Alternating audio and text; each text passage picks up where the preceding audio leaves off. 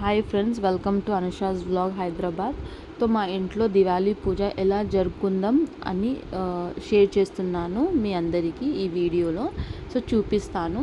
So నేను ఏం చేసినామంటే లక్ష్మీమాత అవతారాలను అన్నీ కట్అవుట్ చేసుకున్నాను. కట్అవుట్ చేసుకొని ఇట్లా డెకరేట్ చేసుకున్నాను. అన్ని కట్అవుట్ మీద చుందరి పెట్టి, సో ఒక్కొక్క పైసల మీద ఒక్కొక్క ఫోటోని నేను పెట్టిన ఇట్లా నేను.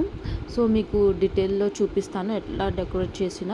సో ఇక్కడ చూస్తున్నారు కదా, సెంటర్లో లక్ష్మీదేవి ఫోటో ఉంది. సో ఇక్కడ ఆదిలక్ష్మిని పెట్టిన నేను, విజయలక్ష్మి, లక్ష్మి, గణేష్, సంతాన లక్ష్మి, ఆదిలక్ష్మి,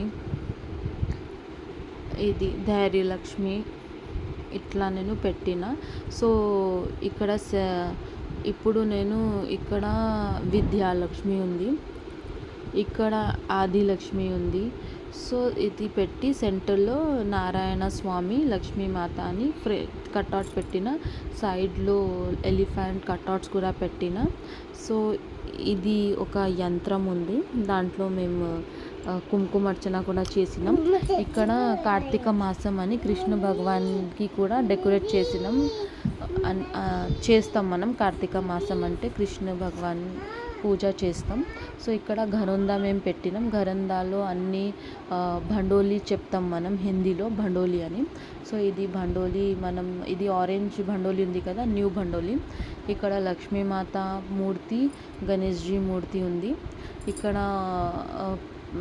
హార్మోనియం, తబలా తెచ్చినాం. సెంటర్లో ఇట్లా హాస్ పెట్టిన నేను. Fruits, duplicate fruits, animals. ఇక్కడ ఈ కలర్స్ ఉంది కదా, ఎల్లో కలర్, ఆరెంజ్ కలర్, అది మనం హిందీలో మిట్టి బండోలి అని చెప్తాం హిందీలో. సో అన్నీ ఇట్లా పెట్టి మేము స్వీట్ కూడా పెట్టినాం. అన్నీ దియా పెట్టినాం నేను. ఘరందా మీద దియా అన్నీ పెట్టి బేసన్